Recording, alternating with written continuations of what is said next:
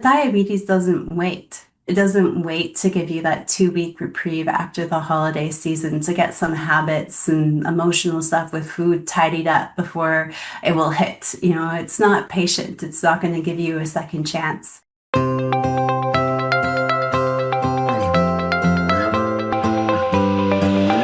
Welcome back to another episode of the Fasting Method podcast. This is Coach Terri, and I am super excited this week because I am here with Megan Ramos. And Megan, it has been a long time since you and I have done an episode together. Way too long, Terry, but it's great to be back. It feels like the old days, us being able to chat, get deep in the weeds, and then realize, oh, we should have recorded that on the podcast. But no, I'm excited, and I'm really excited to be here today talking about today's episode topic, which is type 2 diabetes. I realized as you and I were talking about what we should share today, that it's a topic that I talk about almost like incidentally with clients all the time and in the community, but I haven't talked about it on the podcast. I'm excited for us to get to talk about it today because November is Diabetes Awareness Month in the United States. And so it's a great time for us to kind of refocus on this for many of our listeners and our community members and clients. It's something that as a fasting method, we're always so focused at this particular time of year of helping to supply people with strategies and tips and things around eating and navigating all the holiday parties and things coming up. And we can kind of get a little bit lost in the weeds with that year after year, I've found.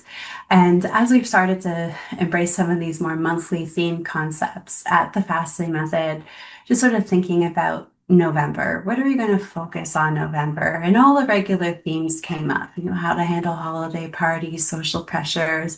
And of course, those are things that we're going to be covering in our fasting method community or coaching clients. And of course, we'll touch base on it here with these podcast episodes too. I just sort of lying there thinking about it and then enjoying a great team discussion. Someone said, hey, every year we get a little bummed out. We don't put as much of a highlight or a focus on National Diabetes Awareness Month, which is November. And I thought, that's such a great thing because it does require a lot of attention. And I know not everybody in our community is a type 2 diabetic, but most people in our community are there because they have insulin resistance, which is the underlying cause of type 2 diabetes. And we're working to prevent it. And, going into this holiday season, something that I've heard back from people over the years that they've heard myself or you, Terry, or someone else on our team say is that diabetes doesn't wait. It doesn't wait to give you that 2 week reprieve after the holiday season to get some habits and emotional stuff with food tidied up before it will hit. It's not patient. It's not going to give you a second chance. You never know when it's going to hit. And the holiday season does put a lot of people at risk for developing insulin resistance, for developing type 2 diabetes or worsening type 2 diabetes, just because it's a lot of quote unquote festive foods, ultra processed foods in a short period of time. And one of the things that I love that you always ground our community with is coming back to your why and having a why that is more than just about how those jeans fit and how you look in them in the mirror that drives us. And I think the combination of both, thinking from a disease risk perspective going into the holiday season, I'm really regrouping on your why. And what that is as we go into the holiday season can very much empower people to make some better choices or come up with a better balance at certain meals so they can enjoy things and escape the holiday season unscathed, from worsening insulin resistance. You're reminding me of something. It made me kind of reflect back of checking in with your why, knowing why you're doing this, what's important to you in your health, what's important to you in your overall well-being. I also talk a lot about our identity, and I think our why can kind of create our identity around who am I as to how I eat? Who am I as far as how I take care of my body? Once we have our why really clear and we develop that identity, it makes making the decisions that support us so much easier to make. So I was thinking about this decision and how I navigate the holidays now. And I was thinking back to one of my grandmothers, and she was type 2 diabetic. I was a teenager at the time. Maybe I was in my 20s. And I somehow already knew I was going to have type 2 because everyone had told me it skips a generation. So it's you, Terry. But she asked me one day to bring her the box of chocolates. And I stopped and I just looked at her and I said, Grandma, I don't think you're supposed to eat chocolate being diabetic. And she says, oh, no. I can eat 2. She had made up in her mind that because she was on medication, it was okay for her to eat 2. And so I think I kind of had that in my mindset as I was diagnosed diabetic and thought, well, it's okay. It's all right if I still eat Pop-Tarts. I'm taking medication. Fast forward to where I am now, and I think of going into the holiday season. It makes no sense for me as someone who struggles with my blood sugar control. Eating those desserts, eating those highly processed foods isn't worth what it does to my health. And I knew it back then. I knew she shouldn't have had those chocolates. But I heard that old belief, like it's okay because I'm on medication. And I have really learned that differently in my journey with it. What would a person who takes really good care of this health concern, what would they eat on this day? And that's how I try to frame it when I'm having to make these tough decisions. One of the most inspirational conversations I've had over the years since sort of switching careers into this and learning so much about functional health and insulin resistance and disease prevention in general was from a younger cousin of mine. I think she's around 27 now. I'm the old fart in the family. Emma's one of the babies. And this is about 10 years ago. She was just old enough to drive. She came into the city to pick me up and take me out for lunch and sort of pay me back for all of the spoilage, she had from me growing up. And it was pretty cool. And we went out and she ordered water. I was so expecting this young 21-year-old to order just a sugary beverage, especially in Canada, being of age, to sort of drink and have a cocktail. And here she is with her older cousin. And even though I was just ordering water, and I made a comment about it. And she said, well, I really don't want to become diabetic or sick like our family. I asked her to share more on her thoughts on that. And she's like, well, our grandmother, and then it was your dad. Now it's like my mom, and on my other side of the family, it's my dad, but it was his grandparents first. And she's like, how we're treating diabetes just really isn't working, right? She shared a very similar thought to her parents' perspective. You just take a medication. Their parents just took a medication. But she's like, that didn't really help our grandparents, right? And then my parents are getting diabetes so much younger than any of my grandparents developed diabetes. And it's really not helping them. And now they're talking about injections and like they're young and they still want to travel and, trying to manage all of that. And what does that look like? And she's like, and I know people in my 20s that have type 2 diabetes. The system, just how we treat it, it doesn't make sense. And she's like, I think you talk about this stuff at work. She's like, I'm not really sure. And I said, no, it's exactly what I talk about. And this is what they're even preaching today in Western medicine is that you just take a pill and it helps manage it. And this is just kind of your fate. So it's okay to continue your lifestyle. And then, of course, all the diabetes education classes talk about making sure you keep your blood sugar so high so your medication doesn't crash it in the first place. But this is all new for our grandparents' generation. And for adults that are going through this is still pretty new for a lot of them. So, okay, you just follow the guidelines and advice. We haven't seen generations of this. But then we get this 20-something-year-old now who's seeing 3 generations of this and saying, oh, hey, this doesn't make sense. And that's getting worse and worse and worse as time goes on.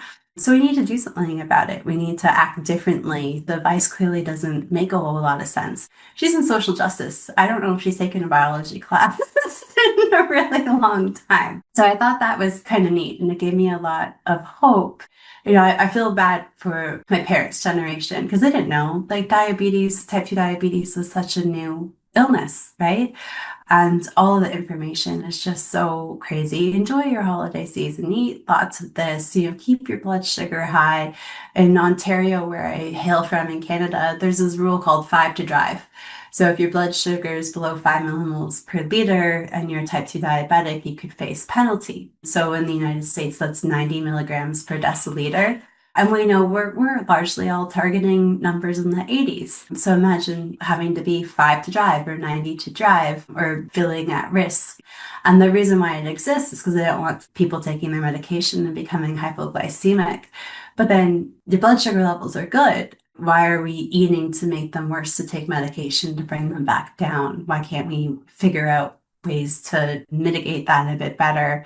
So it's really inspiring that some younger kids now are starting to ask. Although when you do look at the statistics, there's an alarming number of kids under the age of 10 being diagnosed with what they call adult onset diabetes, which is just type 2 diabetes in their juvenile years.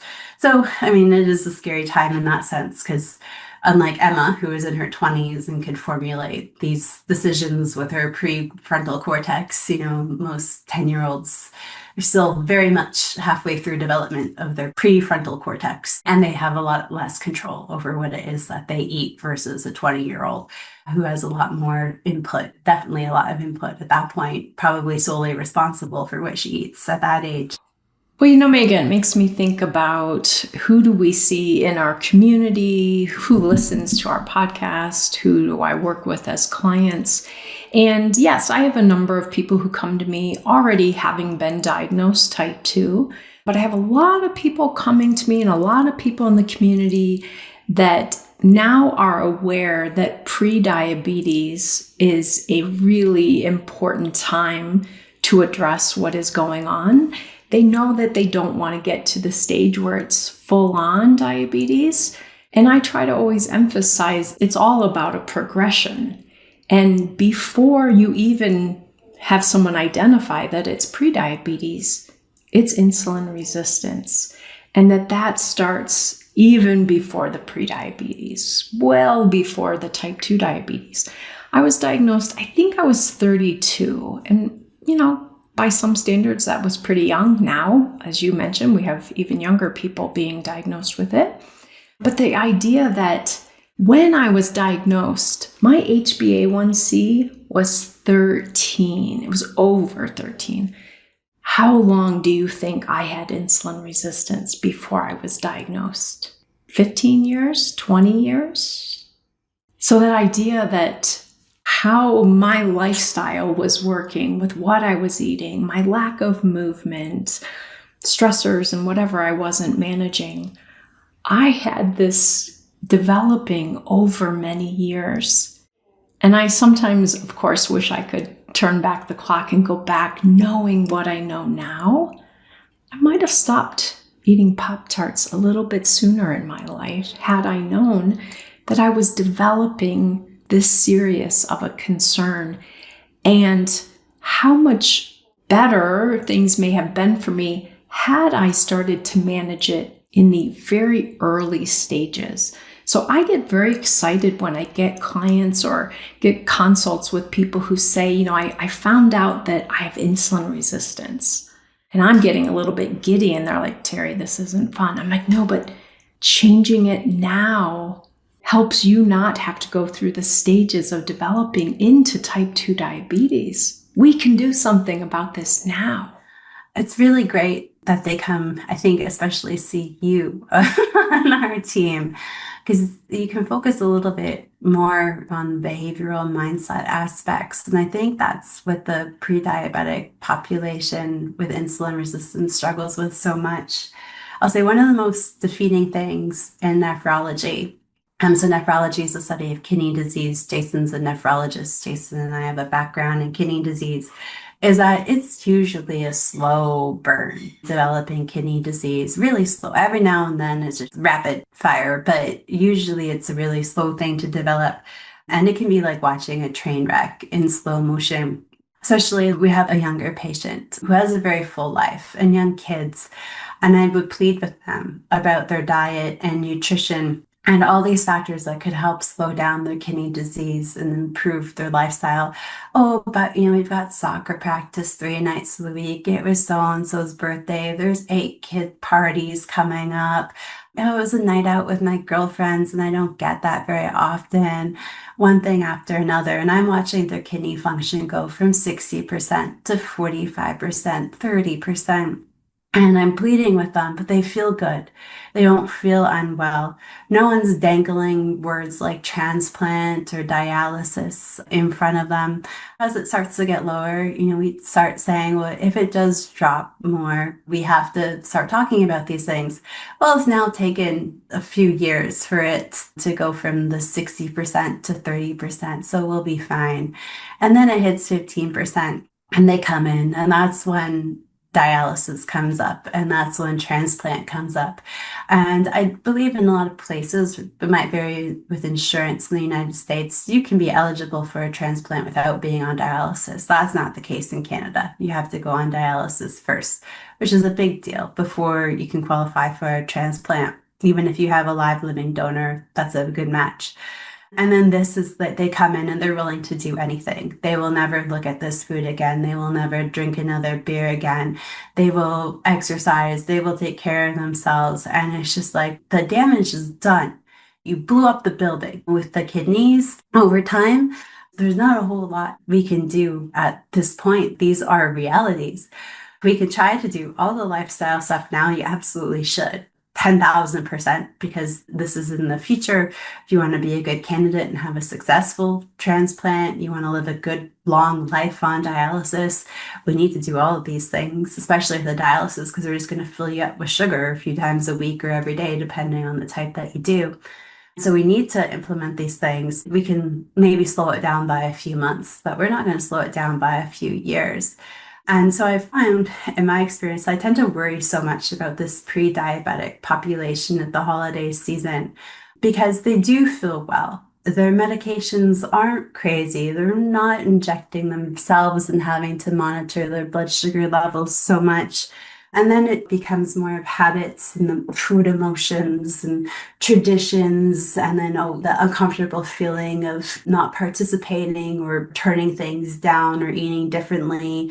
And there just ends up being more focus on the scale for a lot of this population because they're not getting their fasting insulin levels checked once a week or their A1C checked once a week in most clinics. And that always kind of terrifies me at this particular time of the year.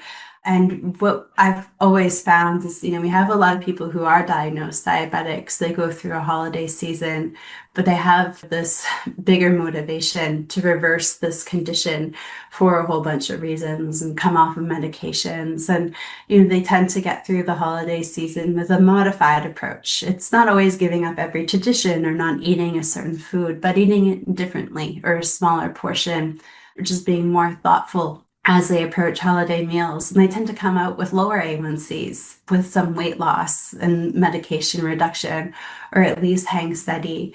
And I find we're not really empowering people to do the deeper work with their why and really excite them and say, hey, this is the time. You can stop all of this damage. Your A1C is 5.6, 5.7. This is a gift of finding that out. You don't have to get the eye damage. You don't have to get the kidney damage. You don't have to ever have these conversations about medication, let alone dialysis. You have so much power right now because of the knowledge that we're able to provide you today to make a different change for themselves. I find it can be really difficult during those holiday parties and events to instill some motivation and inspiration to help them escape the holiday season unscathed. And that's why I really like that November's Diabetes Awareness Month, because I think it is a really good reminder of the bigger why here. I was just thinking earlier, it's not lost on me that it's November as we're heading into the thick of a holiday season for many of us, and winter here in the US where we're celebrating that this month. It's not July is Diabetes Awareness Month or, something. It's right now when keeping it front and center is really important.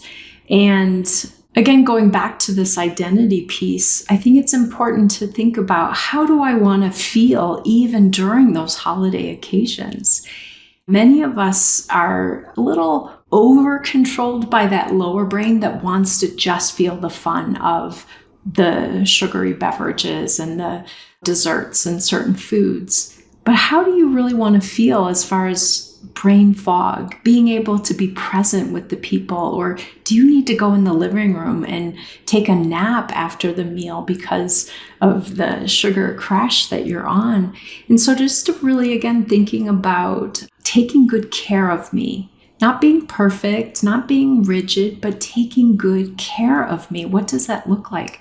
How do I want to feel while I'm celebrating, while I am navigating this? And as you said, Megan, diabetes, insulin resistance, it doesn't wait. It doesn't say, oh, I know, never mind. You have a holiday right now. I'll just go on pause for a while and give you time until January.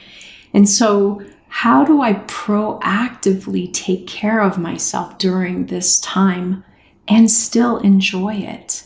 I think oftentimes people think there's one choice over the other. We think that we are stuck with one of the options. Either I have fun or I take care of myself. And the reality is we can do both. For example, I no longer eat sugar, but I will have a good time when I gather with people to celebrate holidays, because the good time that I'm having isn't related to the sugar. It's related to the laughter. It's related to the sharing memories, making new traditions, sharing new foods that they're not familiar with. So it's not as though we have to choose. Either I have fun or I take care of myself. We can take care of ourselves while enjoying being socially connected with others and celebrating. There's a lot that you can do. I remember feeling rather a lot of dread going into one particular holiday season. My grandmother had passed, although she hadn't been in good health in a while, and the family could use the boost in morale. And I was the oldest, and I was the one going to be hosting a lot of the holidays. And I thought, oh, my grandmother had this big new tradition. And I could always do that and do it healthier. I could try to come up with a different spin on it. And I started thinking, I was born in 84, so not old, I'm not young, but I was born not too long after food guidelines started to shift and ultra processed food was sort of the main staple.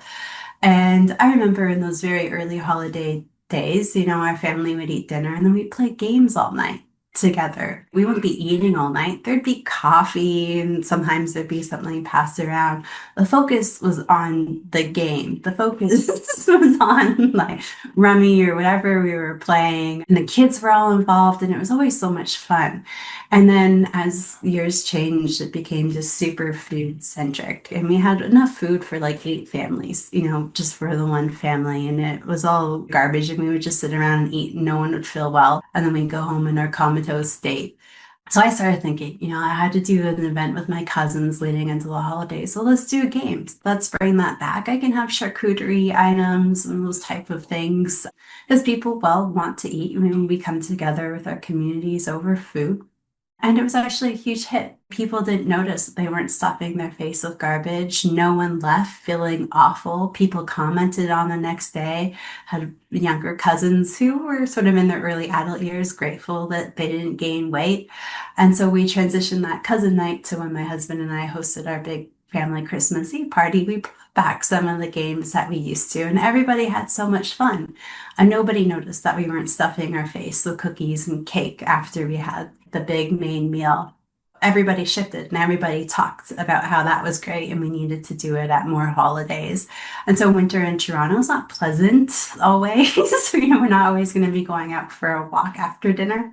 But it was another great way to distract ourselves and really connect and bond. We still had our food, we still had our meal, but then the focus started to shift away from food and other ways of connection and still facilitating conversation. And it was really great. And the traditions shifted back, and the older generations loved it because it reminded them of some good old family memories too. And I thought that was fantastic. So thinking about your own family and different shifts, and if you do live somewhere where it's pleasant, after the holidays, going for a walk after a meal is a fantastic idea. Even 20 minutes at a slower pace can reduce your glucose levels by 25 or 30%. So if you do end up consuming a little bit more, choose to have that little piece of dessert, then you do have this option of taking some control and some input into your own health and your own glucose levels. That's not something we necessarily did at Christmas, but it was a thing that would be more common during Thanksgiving. Canadian Thanksgiving's in October, but still in November, a lot of places in the United States, it's palatable or tolerable rather to go outside. And you can just have a nice family walk and hang out and have your coffee, go and explore. And that's another great healthy tradition that you can start. So if you do have a little bit of that sweet potato casserole and that slice of, little sliver of pumpkin pie, then you can go out and do your walk and reduce your glucose levels that way. And I'm someone who always, if you've been around, you've heard me talk about my mother's crispy roasted potatoes. And I learned that at Christmas time and Thanksgiving, that if I had a little bit at the end of a meal, I could be in control. It was when I had them at the start of the meal that I'd lose control because I would be immediately spiking my glucose and insulin and ghrelin, and then I'd become kind of ravenous and the meal would go downhill. But I filled up on good protein and good fat and good fiber, and then allowed myself to have this small portion. I was able to keep it a small portion. In fact, I blew my mind several times because I left parts of the potato on my plate. And I didn't think that was possible. I would have bet everything against me. So there's a lot of these little strategies, the order in which we eat the food, getting up and doing some good movement, shifting connection to not just sitting around eating desserts or cakes, doing a puzzle, playing a game, finding other ways to connect as a family, but still having food as a component of it too. I think they're all great ways that we can start to shift the dynamic a bit while still participating in some of the core family traditions, but making it a little bit more favorable for us so we can escape the holiday season with a better A1C and a lower weight without having to have that diabetes diagnosis being the primary thing that's driving us there. We can actually prevent the diagnosis throughout the holiday season. I think it's also important to keep in mind there are many days in the months of November and December. If you're really socially active, it might be 7 days in that month that you're going to be engaging with neighbors or family or friends or whatever in some of these more food-focused things. But there are so many other days where staying really congruent with the foods that support you well, doing your fasting, keeping up with your movement can also help mitigate the impact of those specific days. The actual holiday itself is one day, and you may have, like I said, several other times that you celebrate it, but lots of other days that month. So don't lose sight of all of the good self-care that you can do in a whole month. One day doesn't ruin that. One holiday doesn't ruin that. So I hope people can keep that in mind as well. Well, more on this to come from the fasting method throughout the month of November. Hopefully we'll inspire people, empower them with knowledge and tools and skills to help them remain diabetes-free or reverse their type 2 diabetes even during the holiday season. And I look forward to being back and doing another episode with you again, Megan. Yeah, it's great to be back. I'll see you soon, Terry. All right, take good care. Happy fasting, everyone.